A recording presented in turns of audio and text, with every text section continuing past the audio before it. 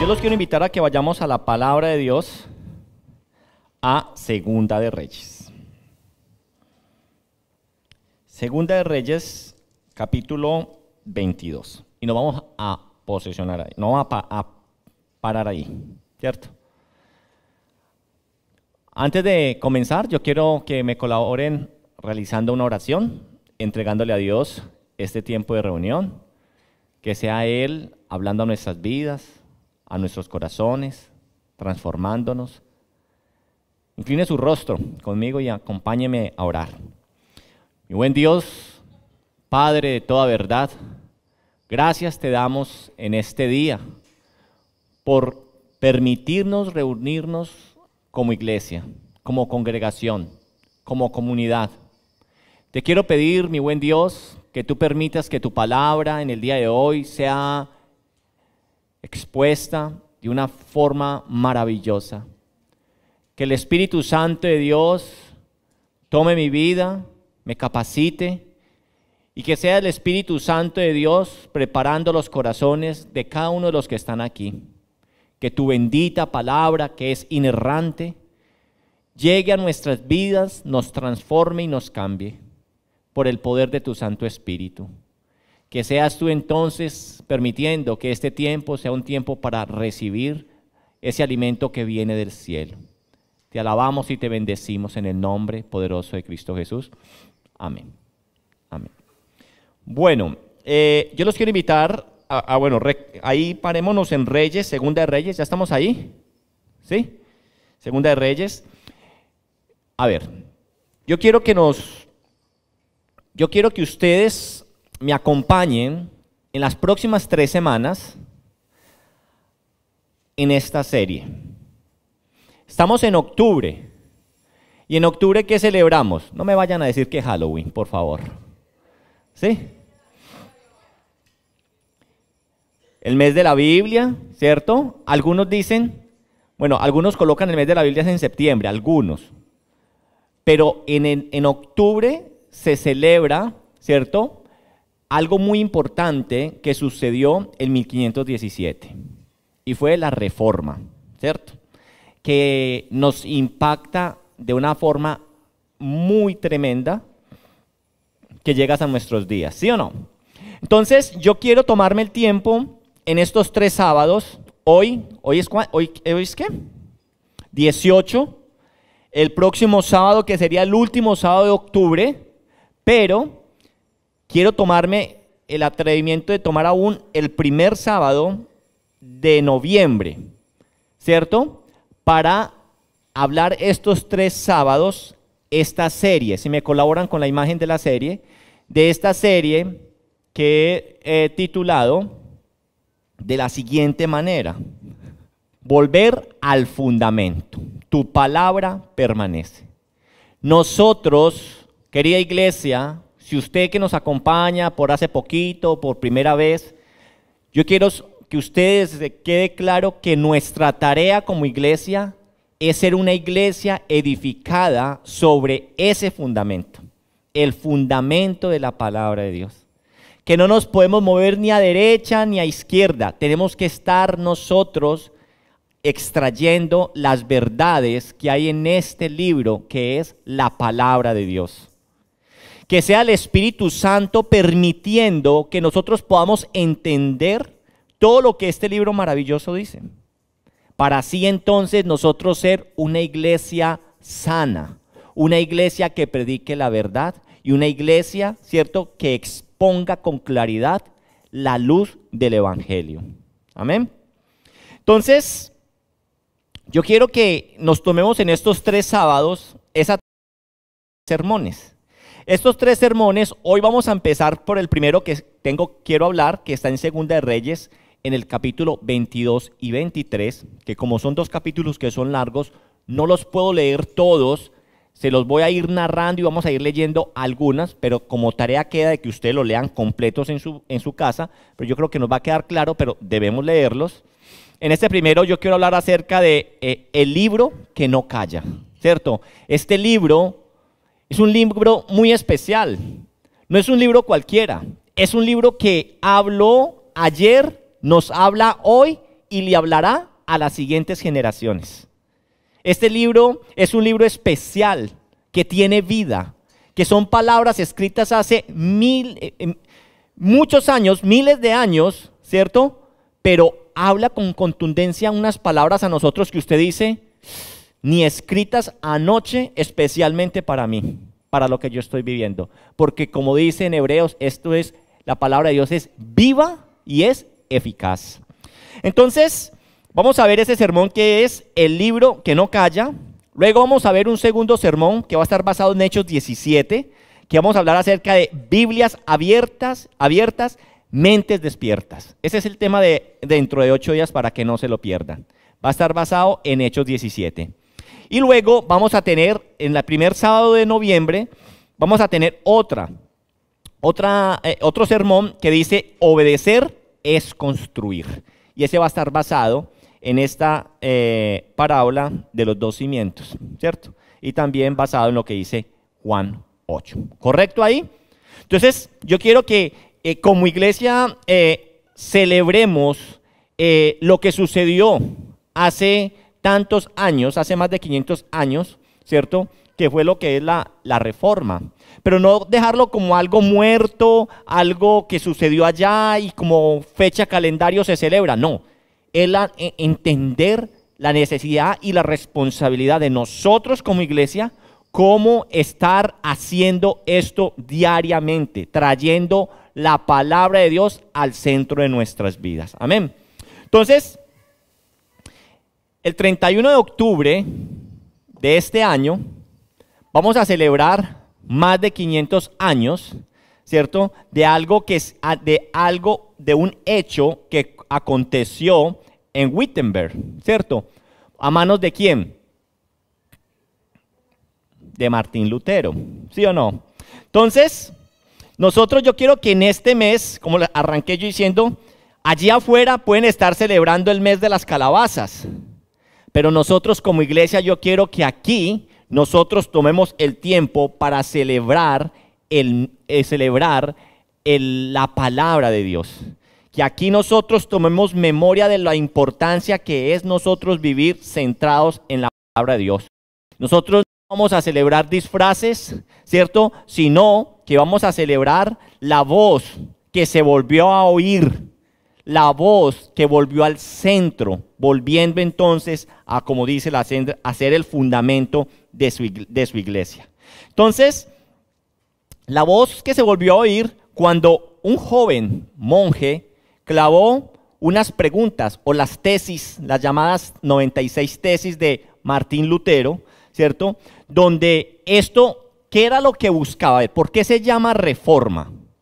Porque Martín Lutero en sí no estaba buscando crear una nueva religión, una nueva iglesia.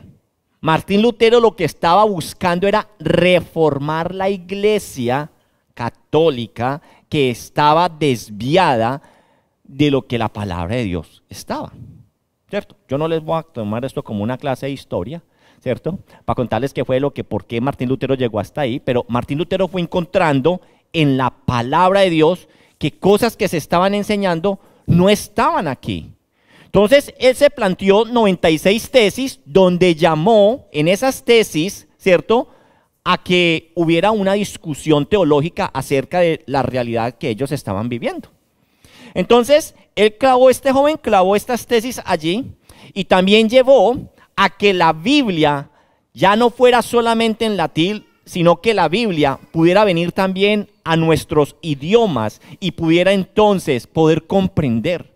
La gente no entendía lo que decía la Biblia. Había una ignorancia total porque la gente no conocía el idioma y era una Biblia que solamente las podían leer unos pocos y las explicaban como ellos bien les parecía.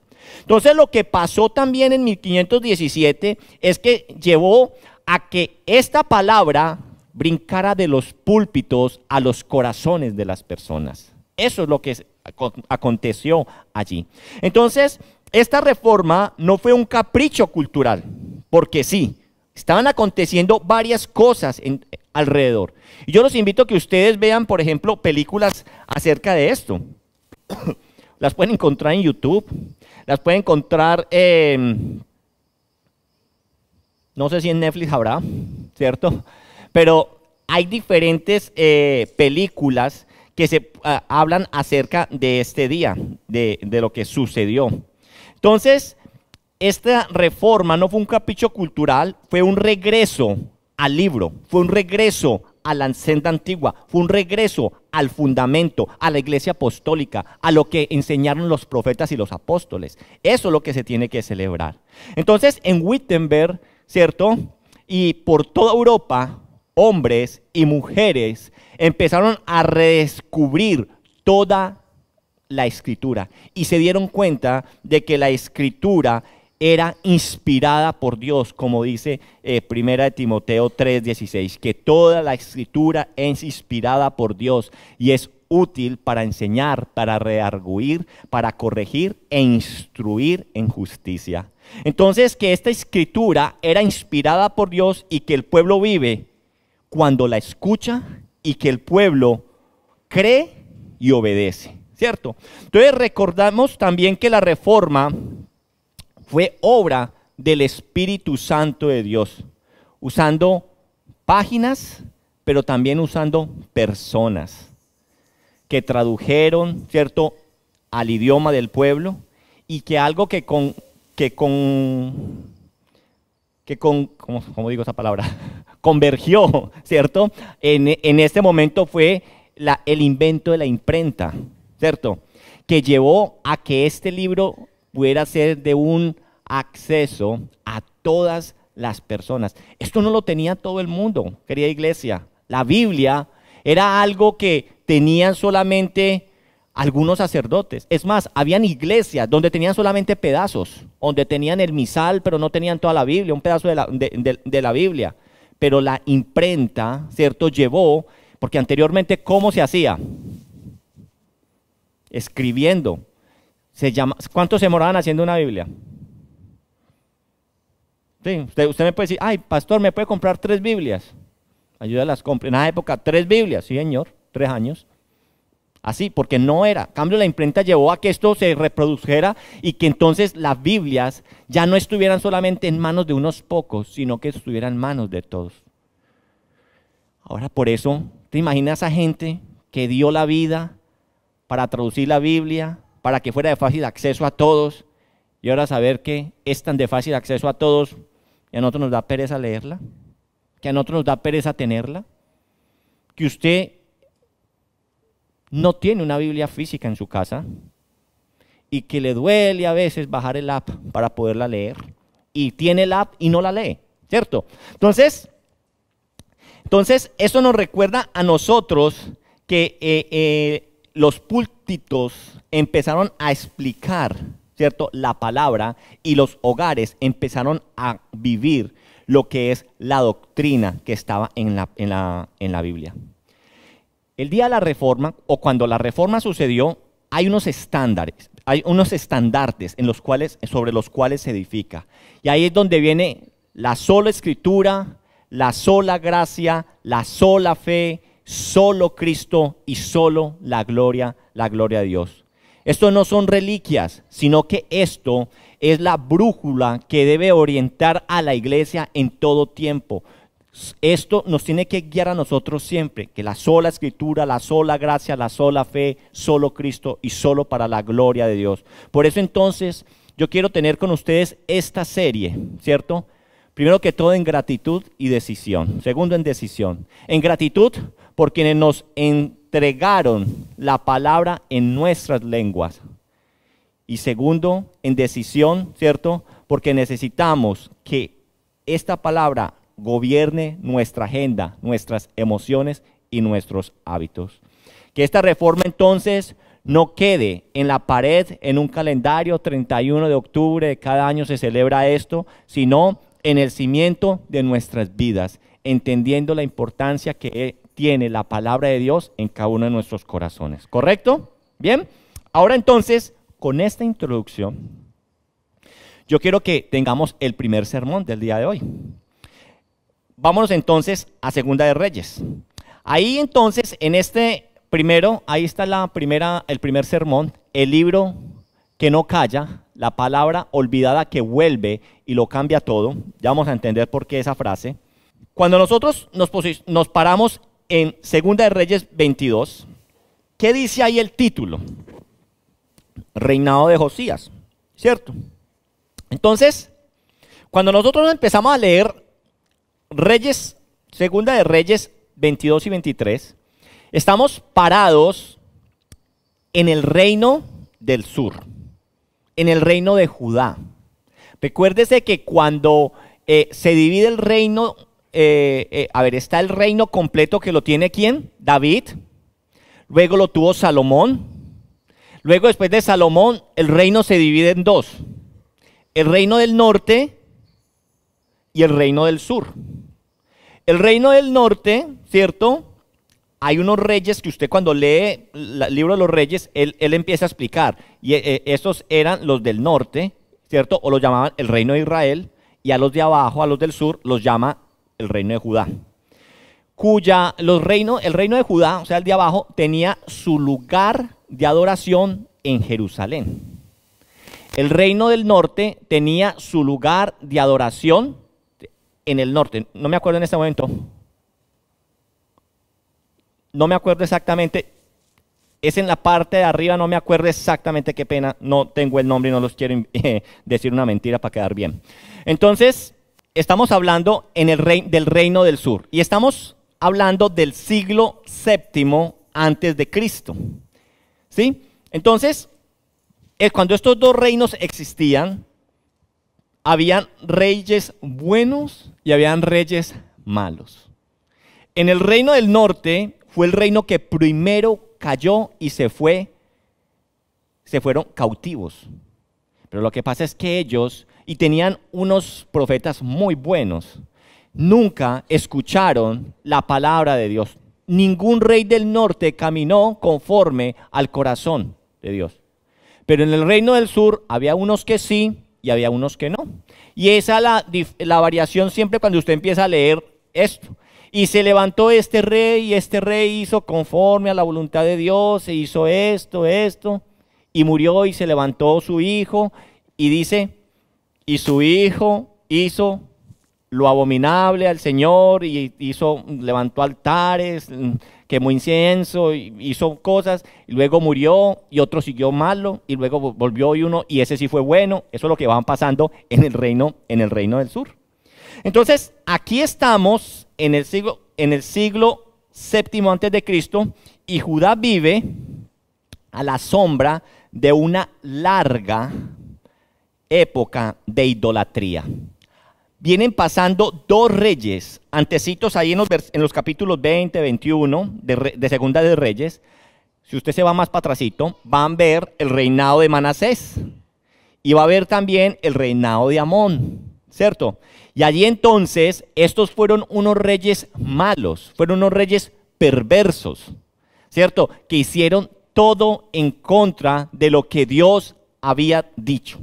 Si Dios le decía por acá, ellos echaban para allá, ¿cierto? Así en ese estilo, ¿cierto? Decía, no haga esto, ellos hacían esto. Entonces, el templo, que era el templo de Jerusalén, que era el lugar que había inaugurado Salomón, ¿cierto? Que había hecho Salomón para alabar y adorar al Señor, el mismo templo que cuentan en la época de Jesús. Este templo lo habían llenado, ¿cierto? Lo habían llenado de objetos ajenos a Dios. El pueblo había convertido este lugar, que era para adorar a Dios, en un lugar para adorar, ¿cierto? Para colocar otras estatuas, otros dioses con D minúscula allí. Profanaron el templo del Señor. Entonces el pueblo había aprendido a convivir con altares extraños. Todo lugar alto lo convertían en algo. Ahí colocaban una estatua y quemaban incienso, ¿cierto? Eso es lo que hacían. Entonces, en ese clima de idolatría, se levanta un nuevo rey que es Josías, que entra a gobernar aún siendo niño. Dice que aproximadamente 8 años de edad. ¿Sí? Pero Josías en su corazón quería hacer lo bueno delante del Señor. Entonces, años después, cuando Josías, les estoy narrando la historia, ¿cierto? Josías después, cuando ya era más grande, dice que 18 años después, ¿cierto? Ordena reparar la casa del Señor. Él dice, vamos a reparar la casa del Señor, y esa casa es de adoración a Jehová. Entonces ellos empezaron, ¿cierto?, a ordenar, a preparar la casa del Señor, ¿cierto?, con madera, con piedra, se hizo una recolecta, y de pronto hay un hallazgo, ¿cierto? Hay un hallazgo. El sumo sacerdote, Hilcías, le dice al escriba, Safán, le dice en el versículo 8, dice, he hallado el libro de la ley de la casa de Jehová. Mejor dicho, como quien dice, encontré la Biblia. Imagínense cómo estaba de perdido este pueblo, que ellos nada los guiaban. Ellos no estaban leyendo, ellos no conocían, ¿cierto? Entonces dice, sacerdote así, he hallado el libro de la ley en la casa de Jehová, ¿cierto? Entonces, él lo recibe y él va y lo lee delante del rey. Y dice que allí, cuando él leyó esta palabra o este libro delante del rey, la sala se vuelve como un tribunal. Y la voz del libro atraviesa las paredes, la corona, las entrepieles de este hombre que las está escuchando. Y dice que Josías, el rey, ese que fue niño y ya creció, rasga sus vestiduras.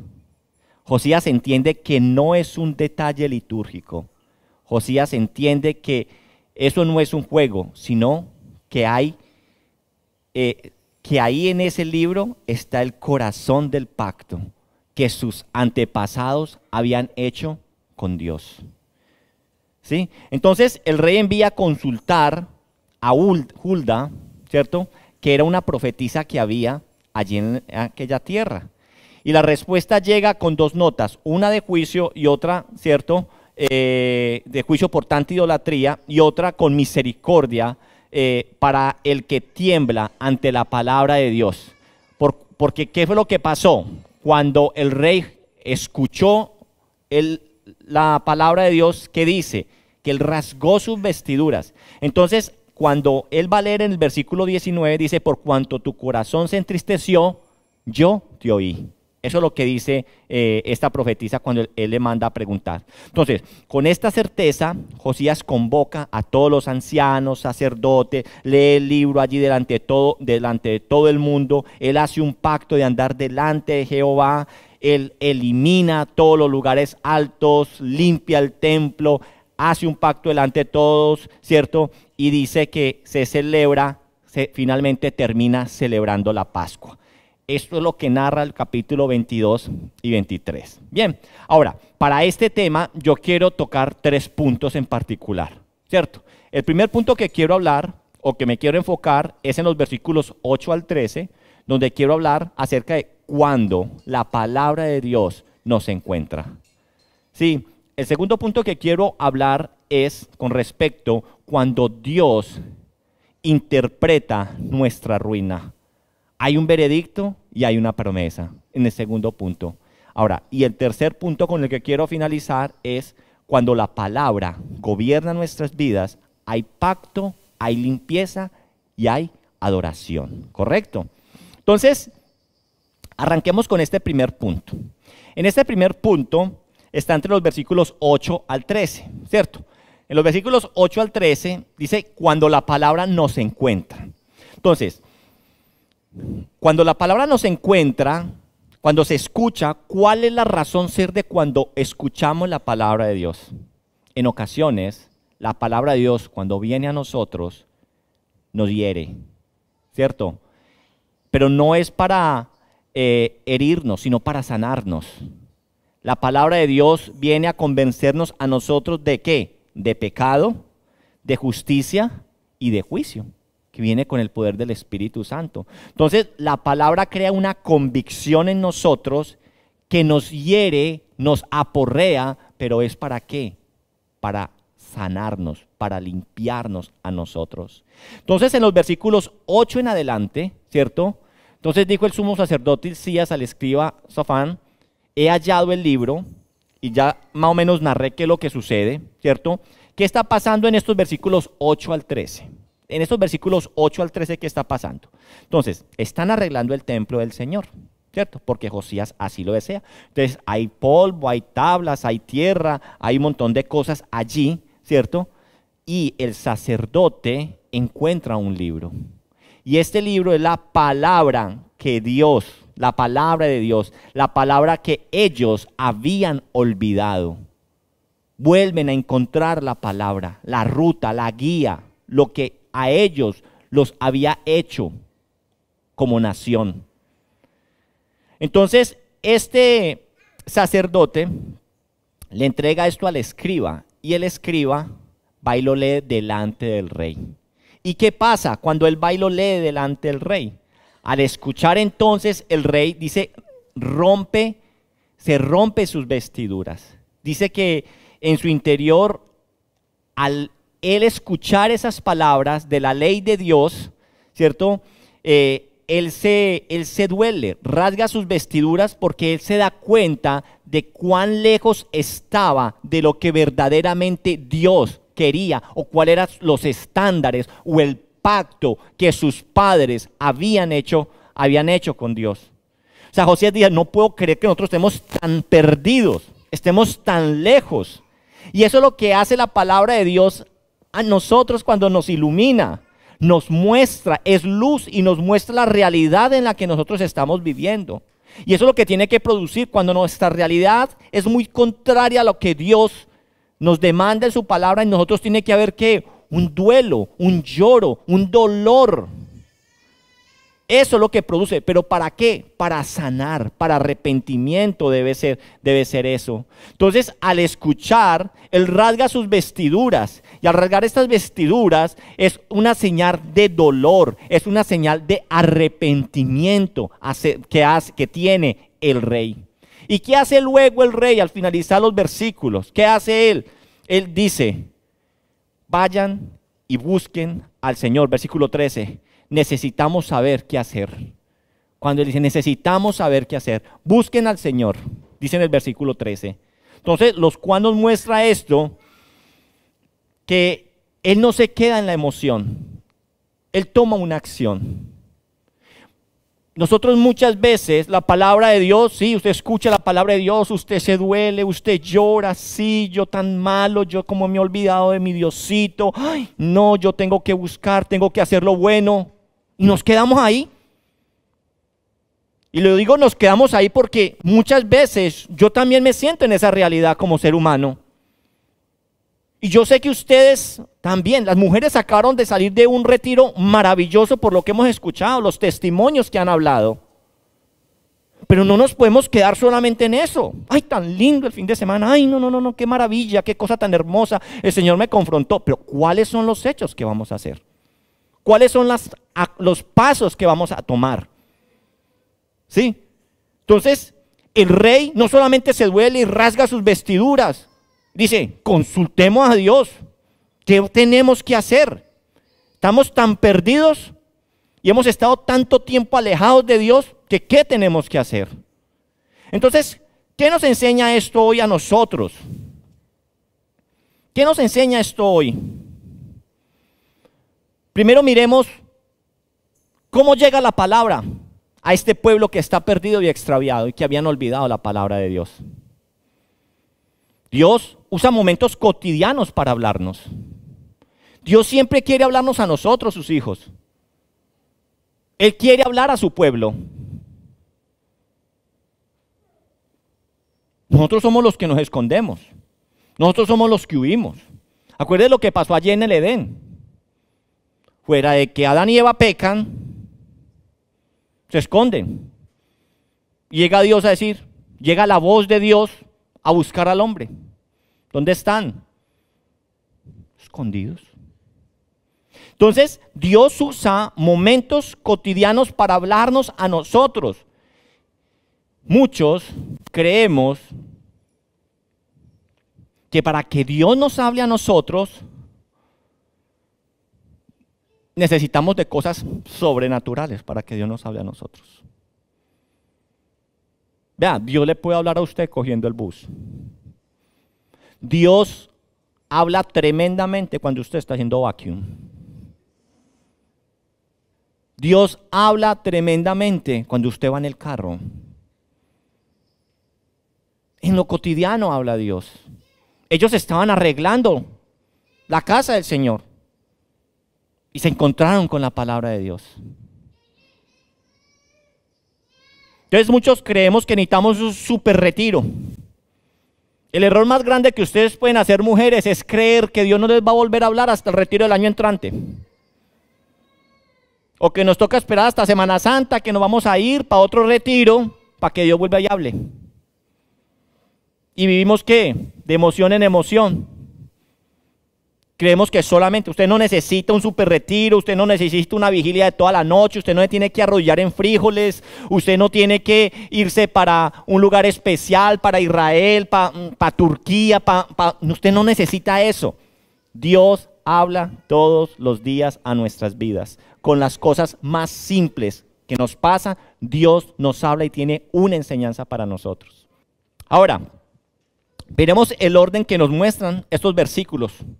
La palabra primero se oye. La palabra primero se oye y luego nos despierta. Josías nos dice, acá lo que leíamos es que escuchó y luego sintió ese temor santo y rasgó sus vestiduras. Pero ¿cuál es la realidad de nosotros, querida iglesia? Nosotros queremos sentir sin exponernos a la palabra de Dios. ¿Sí? ¿Por qué? Nos da pereza. Nosotros queremos sentir sin exponernos a la Biblia. Nosotros necesitamos escuchar. Nosotros necesitamos abrir la puerta como esa responsabilidad humana nuestra de cultivar las disciplinas espirituales de leer la palabra de Dios. Ahora miremos el corazón del rey. A ver qué nos enseña esto a nosotros. La sanidad del corazón empieza con una verdadera sinceridad. Él rasga sus vestiduras. Él que rasga sus vestiduras y dice, no, esto no va bien, esto tiene que cambiar. ¿Y sabe qué, querida iglesia? Dios ama esa honestidad. Eso es lo que Él está buscando. Él no está buscando gente con alas. Él está buscando gentes con corazones dispuestos, ¿cierto?, a dejarse moldear en sus manos.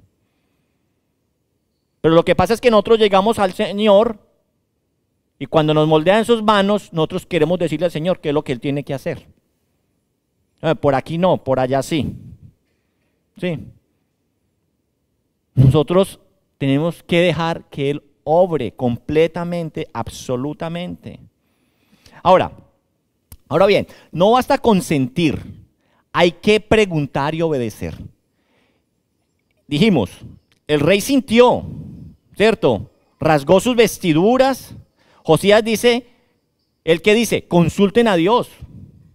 En otras palabras, es la manera sencilla de decir, Señor, ahora, ¿qué tengo que hacer?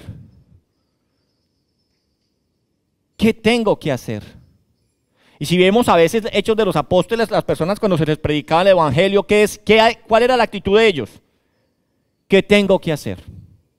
Ahora, ¿qué impide que usted me bautice? Y eso es lo que usted y yo debemos hacer todos los días. Preguntarle al Señor, ¿qué tengo que hacer? Señor, ¿qué tengo que hacer? Entonces, ¿cómo se ve esto en la vida real? De encontrar el libro, de rasgar nuestras vestiduras, de consultar al Señor. ¿Cómo se ve esto? Encontrar al libro, ¿cierto? Hoy se puede ver vuelva a sus lecturas devocionales. Abra la palabra de Dios nuevamente. Usted no tiene una Biblia solamente para que coja polvo. Usted no tiene una Biblia o una app solamente para que le recuerde un versículo bonito del día. Porque es que hay veces es lo que se vuelve la app, ¿cierto? Le llega un versículo al día. Esfuérzate y sé valiente. Y ya usted llega y lo coloca en redes sociales y uno dice, qué hombre tan y qué mujer tan espiritual. Sí.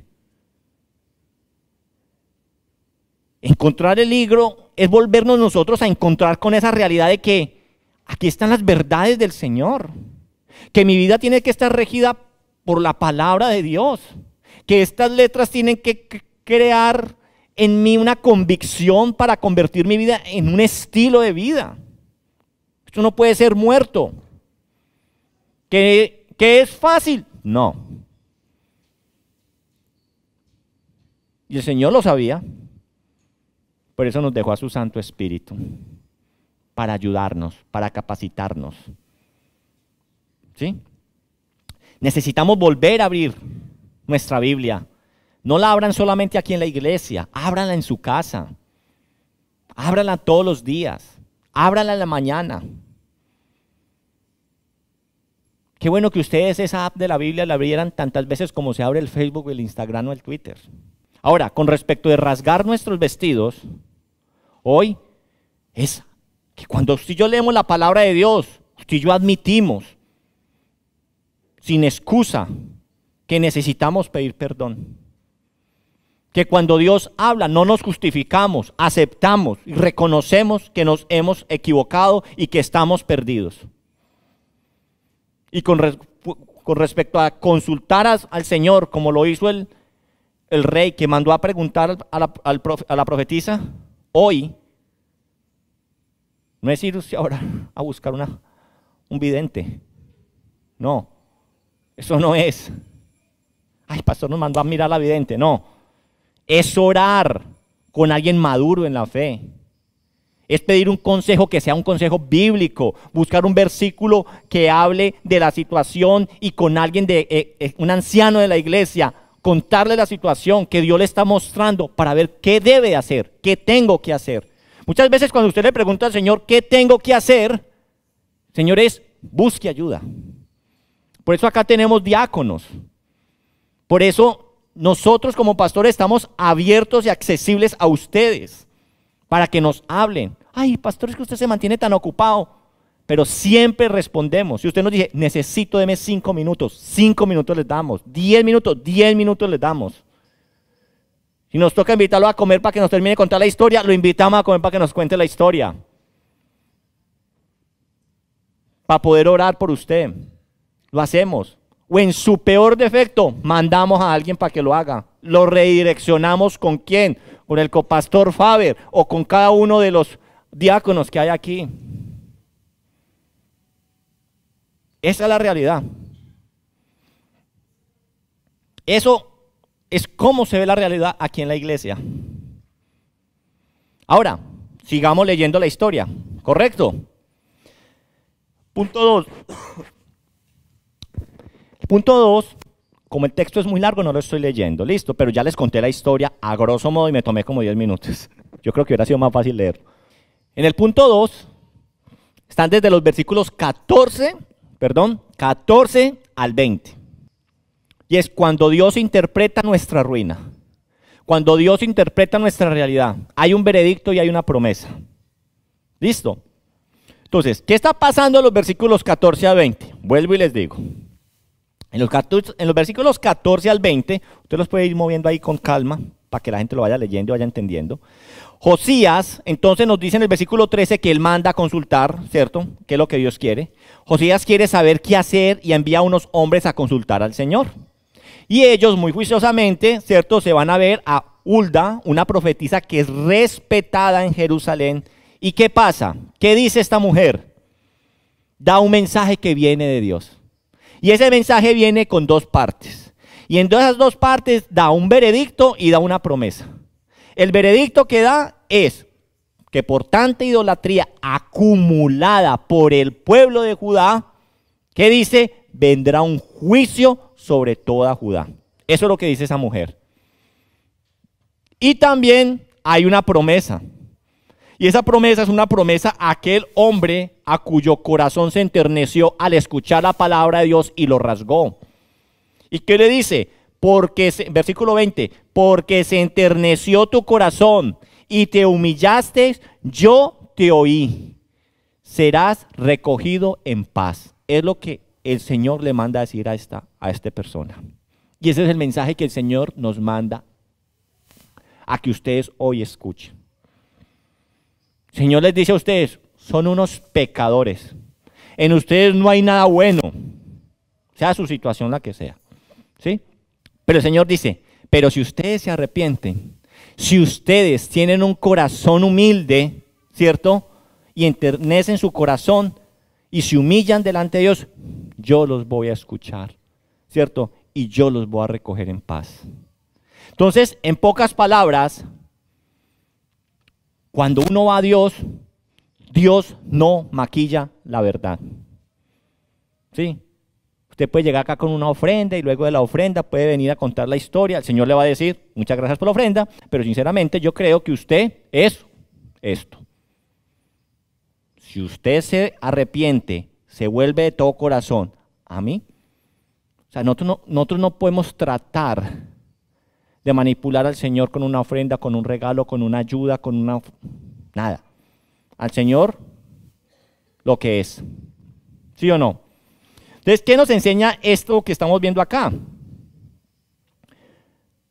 Él manda a consultar y aunque él está arrepentido y tuvo una buena actitud al escuchar la palabra de Dios, Dios le dice cuál es la realidad. ¿Sí? Hay mucha idolatría en sus corazones. Dios habla claro. Dios no habla confuso. Muchas veces uno le preguntan a uno, ay pastor, es que yo no sé qué es lo que el Señor quiere decirme con este versículo. Y dice, muéstrame, mijo, a ver, ¿qué es lo que dice el versículo? Vea, es que él dice, vea, que aunque nosotros seamos infieles, Él siempre permanece fiel. ¿Qué quiere decir eso? Mijo, que usted es un infiel. El problema muchas veces es que nosotros no queremos entender lo que el Señor nos está diciendo a nosotros. Entonces, Dios habla claro. Él no es confuso. Dios no maquilla el pecado. Jesús nunca lo hizo. Ustedes dicen, ay, pero es que usted habla muy fuerte. No, háblanos con amor. Hable del amor de Dios. A ver, Jesús es amor, pero Jesús es Dios, es soberano y es justo. Él no va a tolerar un pecado. ¿Se acuerdan en Juan 8, si no estoy mal, 8 o 7, cuando le presentan a la mujer en adulterio? ¿Sí? ¿Se acuerda? ¿Qué le dice él en su cara? Primero él dice, el que esté libre de pecado, pues que le tire la primera piedra. ¿Y qué le dice a ella?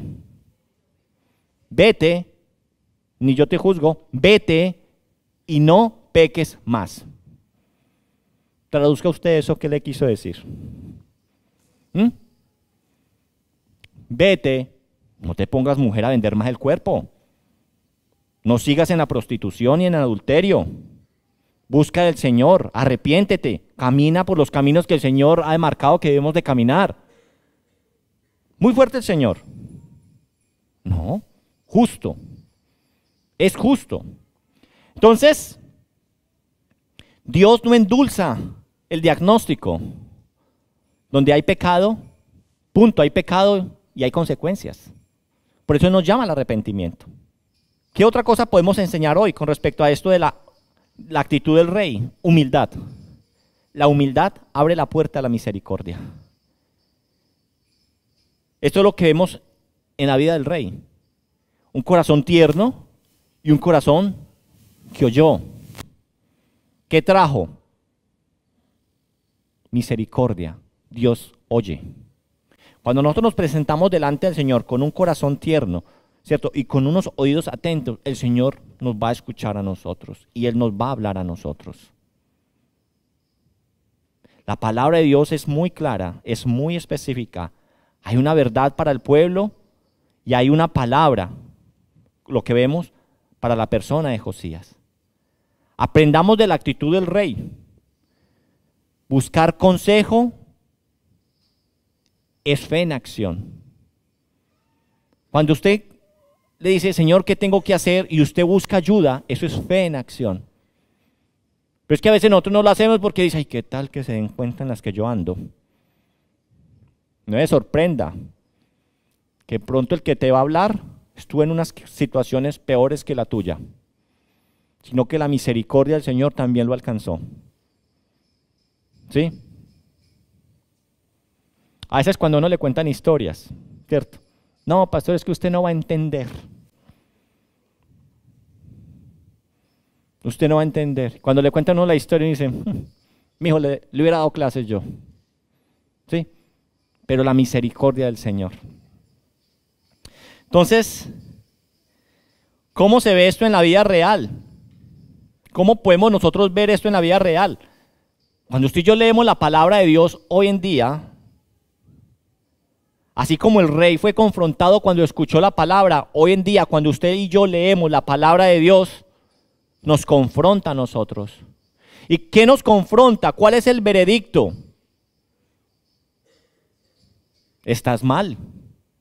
Estás viviendo en mentira, estás viviendo en rencor, estás viviendo en impureza, estás viviendo en orgullo, estás viviendo en fornicación, estás viviendo en adulterio, estás viviendo una vida desordenada. Ese es el veredicto. Pero hay una promesa, que si nos humillamos, Él nos va a oír y Él nos va a restaurar. Pero lo que pasa es que usted y yo no sabemos leer la Biblia. Usted y yo vamos a la segunda parte. Siempre vamos a la promesa. ¿Cierto? Yo te haré una nación grande, yo te prosperaré, yo te bendeciré, yo te llevaré a donde tú nunca... Todo eso. Pero no olvida lo que hay antes o lo que va a haber después. Y es que arrepentimiento, confrontación con tu realidad. ¿Sí? Pero como no nos exponemos a la palabra. Ahora, cuando nosotros hablamos de un corazón tierno en lo práctico, un corazón como el de Josías, ¿cómo es lo práctico para nosotros hoy? Es dejar de justificarnos. Tener un corazón como el de Josías es dejar que nuestro corazón se autojustifique y diga, como todos lo hacen, a pasar a decir, Dios dijo que no. Y es lo que Dios diga. Ese es el corazón que nosotros tenemos. Que nuestro corazón diga eso. No es que usted lo deje sentir, porque puede llegarlo a sentir. Porque en nosotros sigue habiendo un remanente de pecado. Un corazón como el de Josías es un corazón que entiende que tras un pecado hay consecuencias. Y no es que Dios se está vengando, sino que Dios es justo. Sí, Él es misericordioso, pero me manda a pedir perdón, me manda a restituir, me manda a cortar con el mal hábito, ¿cierto? Y me manda a no volverlo a hacer. Es entender eso. Un corazón, ¿cierto? Enternecido en lo práctico. ¿Correcto hasta ahí? Vámonos al último punto. Cuando la palabra de Dios gobierna nuestras vidas, o cuando la palabra de Dios vive en nuestras vidas, o dejamos que viva en nuestras vidas, hay pacto, hay limpieza y hay adoración. O Pascua la llaman aquí. ¿Sí? Esto comprende desde los segunda de Reyes 23, el 1 al 3, del 4 al 20, mejor dicho, casi que todo, hasta el 23, ¿cierto? Todo el capítulo 23 prácticamente. A ver, vamos a recordar qué dice aquí, ¿correcto? ¿Qué pasa en esta escena? Estos versículos en este capítulo 23. Listo, ya fueron a visitar a Hulda, Hulda les dice la realidad. Ahora entonces, ¿qué está pasando en esta escena? En esta escena, después de lo que Josías escucha, hay un pacto público. Dicen los primeros versículos del 1 al 3, vamos a leerlos. Y subió el rey a la casa de Jehová con todos los varones de Judea y con todos los moradores de Jerusalén, con los sacerdotes y los profetas y con todo el pueblo, desde el más chico hasta el más grande. ¿Qué quiere decir eso? Con todos, ¿cierto? Y leyó, oyendo ellos todas las palabras del libro del pacto que habían sido halladas en la casa de Jehová. ¿Qué hizo el rey? No solamente las escuchó él, sino que dijo, venga para que ustedes escuchen. Este dolor no es para mí solamente. Y esa es la tarea de nosotros desde el púlpito. No es yo quedarme con una verdad, una realidad, sino que ¿qué? Predicarlo. Y aquí el rey entonces lo que está haciendo, versículo 2, y poniéndose el rey en pie junto a la columna, hizo pacto delante de Jehová de que iría en pos de Jehová y guardarían sus mandamientos, sus testimonios y sus estatutos con todo el corazón y con todo el alma, y que cumplirían las palabras del pacto que estaban escritas en aquel libro. Y todo el pueblo confirmó el pacto y dijeron entonces, amén. Entonces, cuando la palabra de Dios gobierna en mi vida, a un pacto público. Aquí lo que está pasando en esta escena entonces es que hay un pacto público porque Josías reúne a todos, ancianos, chicos, sacerdotes, todos. Y dice que lee en voz alta y firma un pacto. Y esto no se queda solamente en palabras. Y no le dicen, escuchen lo que descubrí, váyanse para la casa. No. Dice que él se para en la columna y hace un pacto. Y luego de eso, si seguimos leyendo los otros versículos,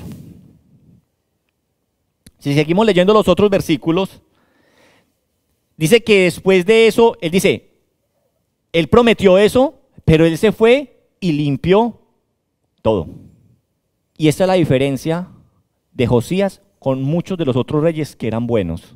Porque dice, hicieron lo bueno delante del Señor, y dice, y tumbaron estos altares altos, pero les pareció bien dejar esto o lo otro. Y eso siempre les llevó al pueblo nuevamente ¿a qué? Adoración.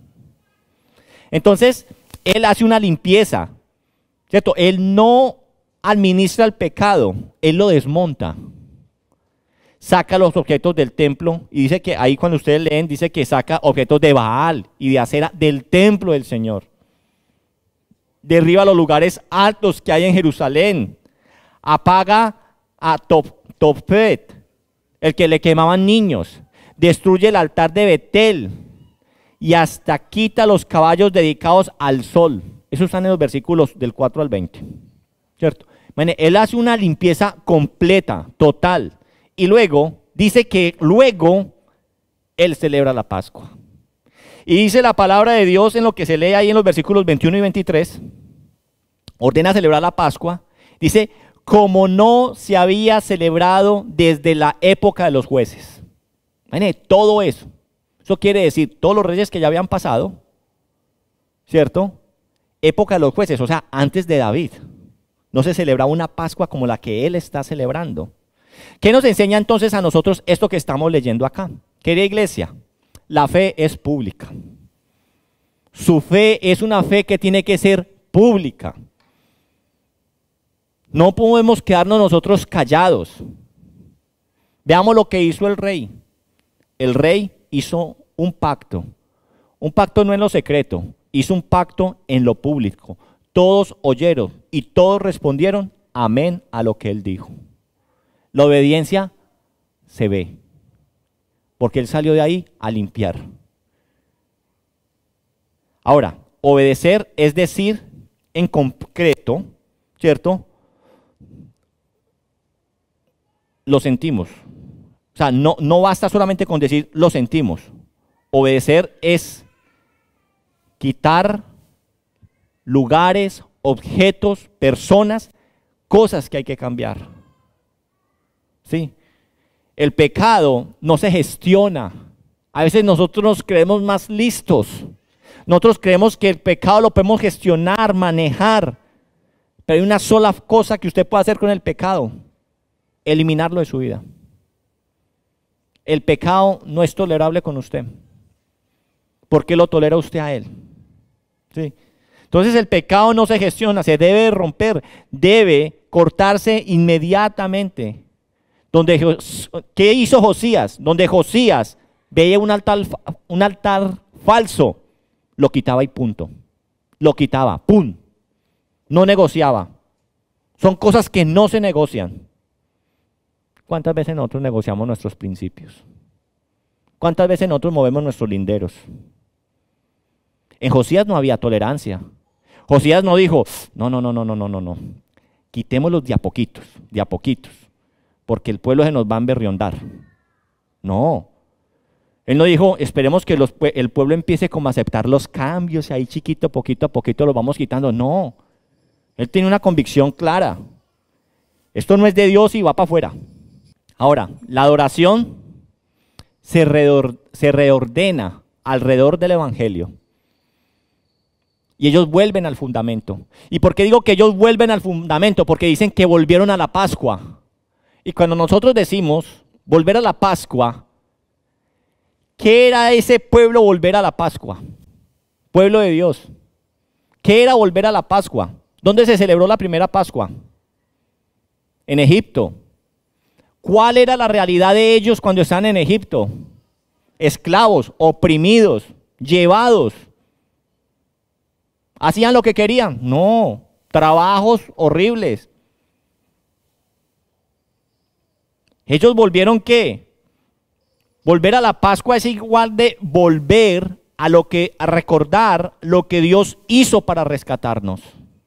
Ellos volvieron a recordar ese Dios maravilloso que hizo obras sobrenaturales para rescatarlos y que los sostuvo durante más de 40 años en el desierto. Cuando yo le digo a usted, vuelva a su Pascua, es vuelva de donde el Señor lo rescató. Vuelva allá y mire las cosas tan maravillosas y grandes que Dios ha hecho por usted. Miope, porque nos olvidamos. Es recordar qué fue lo que Dios hizo por nosotros. Es colocar nuevamente nuestra mirada ¿en dónde? En la cruz, en Cristo Jesús. ¿Cómo se ve esto en la vida real? Cuando nosotros hablamos en la vida real de que un pacto debe ser público, es decirle a usted, querido cristiano y cristiana, que usted tiene que salir del clóset. Usted ya no puede ser un cristiano de la secreta. Usted tiene que ser un cristiano que lo refleje en todas sus áreas y en todos los entornos en los cuales usted se desarrolla. No le puede dar pena decir que usted es un seguidor de Jesucristo. No nos puede dar pena a nosotros eso. Yo no sé por qué a nosotros nos da pena muchas veces confesar nuestra fe. Nos da aburrición que nos digan que somos el hermano Aleluya. Nos da aburrición que nos digan que nosotros somos los aguafiestas. Ay, no, ese chiste no, porque es que acá están... No nos gusta que hagan eso. Mire, yo esta semana hacía una catarsis.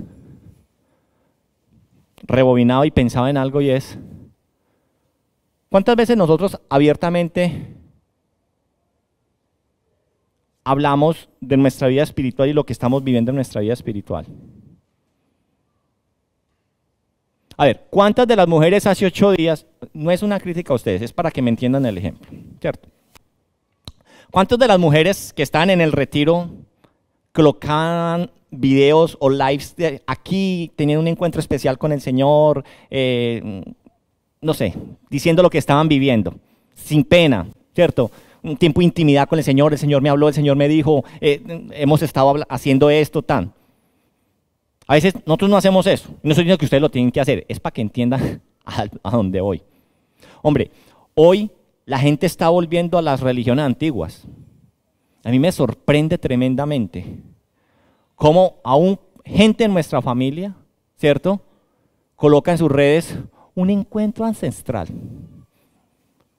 ¿cierto? Disfrutando un encuentro con la naturaleza, comiendo honguitos, pero con responsabilidad. Y uno dice, oye, ¿y no les da pena? Y lo peor de todo es que las tías no dicen nada. Pero ponga usted un versículo. Ponga usted un versículo. Y le dicen, ay, qué pesar de ese muchacho que ya no reza el rosario. Sí, y no dice nada de los otros que están teniendo un encuentro ancestral. No dice nada de estos que están hablando ya, Dios mío, ya por ejemplo, ya hay hasta restaurantes que se fusionan con eso, como ya son experiencias. Acuérdense que es que ya no se vende comida sino experiencias, ¿cierto? Es toda una experiencia de limpieza y entonces a ustedes lo llevan allá y le tocan una vibración y unas cosas y le colocan unos saumerios, y usted Y uno ve eso y lo colocan como lo más nice del mundo entero que están viviendo. O sea, eso es como el top. Nosotros vivimos así el cristianismo. Ese es el punto. Nosotros vivimos así el cristianismo. Señores, ustedes están viviendo lo más top de este mundo. Nosotros estamos viviendo lo mejor, lo no perecedero, lo eterno. Lo otro son cosas perecederas. ¿Sí me hago entender ese ejemplo que estoy dando? Y esto nos está cogiendo ventaja. Y está cogiendo ventaja porque si usted se pone a ver las redes sociales hoy por hoy, son personas teniendo un encuentro con la naturaleza, con las vibraciones y con el sajé y todo ese tipo de cosas, pero al mismo tiempo con su virgencita, con su santo, con su estampita, con su camándula. Y uno dice, oiga, qué cosa, qué fusión tan rara. ¿Ah? Eso es como un cristiano leyendo el horóscopo, prácticamente. Entonces, nosotros tenemos que ser coherentes con eso. Señores, ay, pero pastor, entonces, ¿cómo sabemos nosotros cómo es la cosa? Vean. Por eso lo que estamos celebrando en este mes es, no nos dejemos perder. La iglesia de Roma se extravió. Y por eso, la gran protesta que hacían en aquella época, en 1517, es que a la gente le estaban diciendo, no importa sus pecados, con una ofrenda monetaria, sus pecados son perdonados. Eso está en la Biblia. Eso fue lo que hizo Martín Lutero. Ir a buscar si en la Biblia decía eso y se encontró un versículo que dice que por gracia sois salvos por medio de la fe.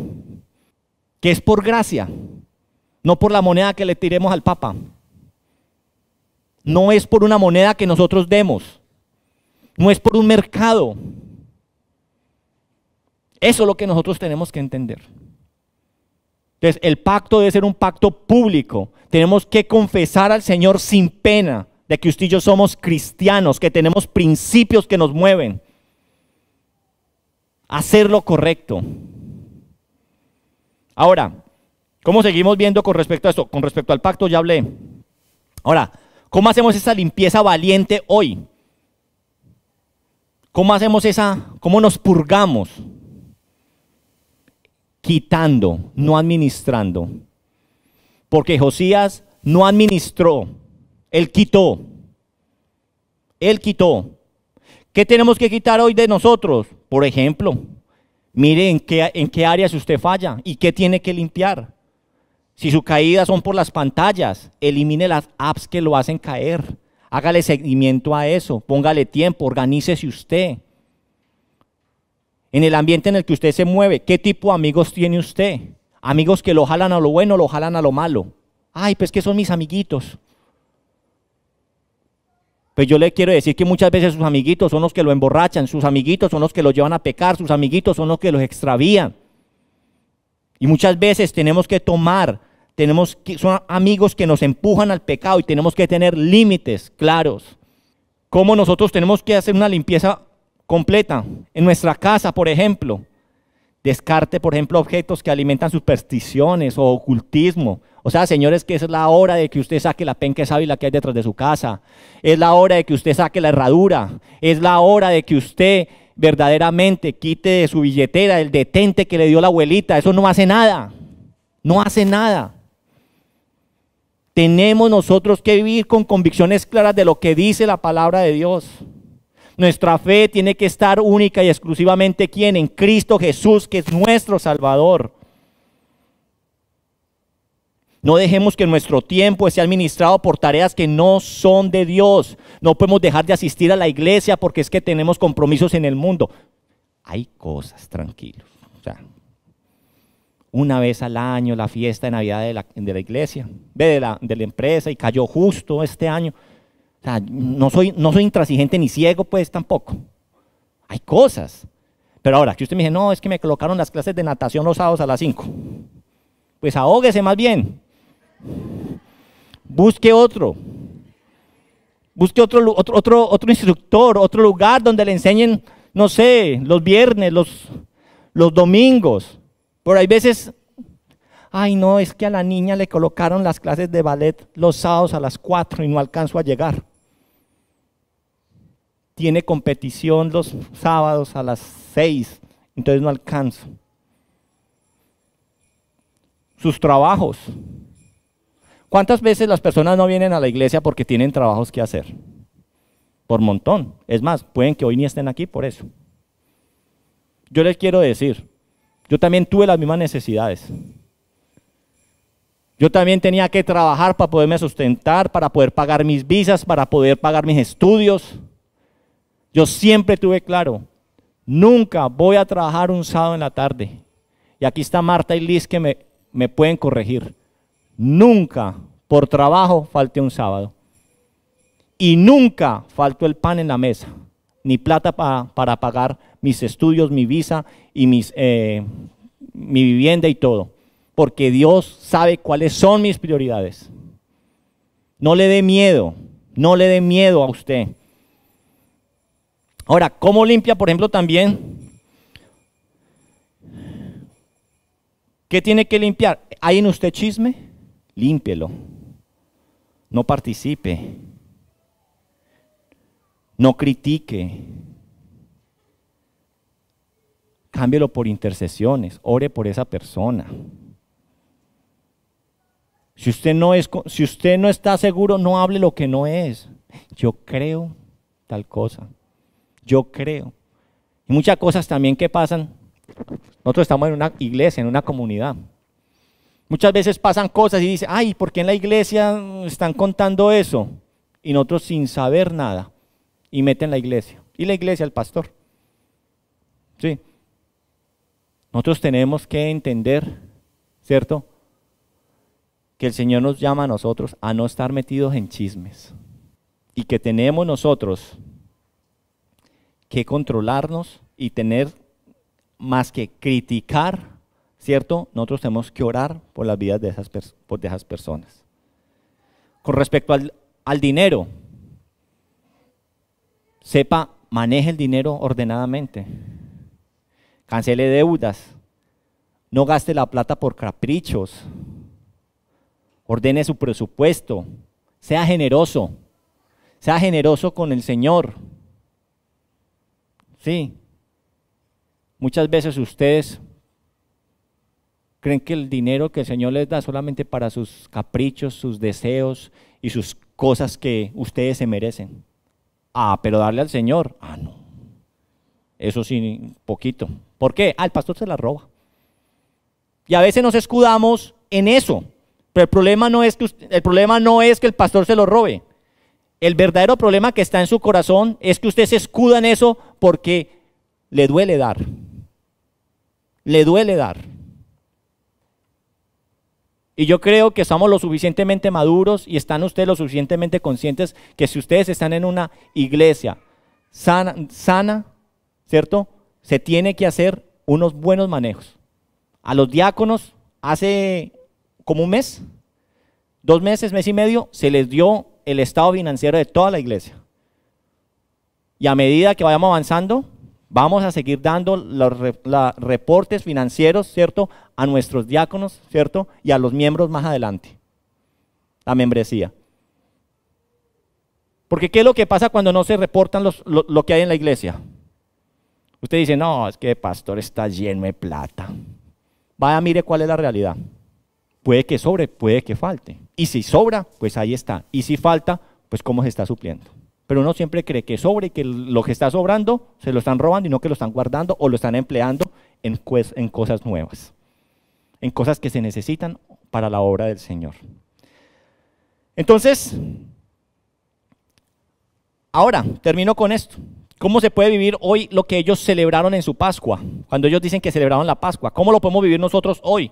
Es que usted y yo recordemos y celebremos, ¿cierto?, esa redención que Dios ha hecho en nosotros. Semanalmente, tómese la tarea usted en 5, 10 minutos en sus tiempos de recordar. ¿Dónde vimos la gloria de Dios esta semana? ¿De qué nos libró el Señor esta semana? ¿Cómo nos ayudó el Señor esta semana? Dios todos los días está haciendo cosas sobrenaturales y especiales con nosotros. ¿Qué tal que la gracia del Señor se apartara de nosotros? ¿Qué tal?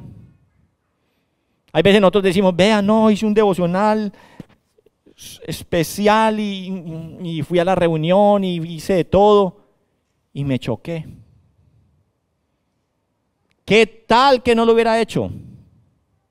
Tal vez no nos estaría contando la historia.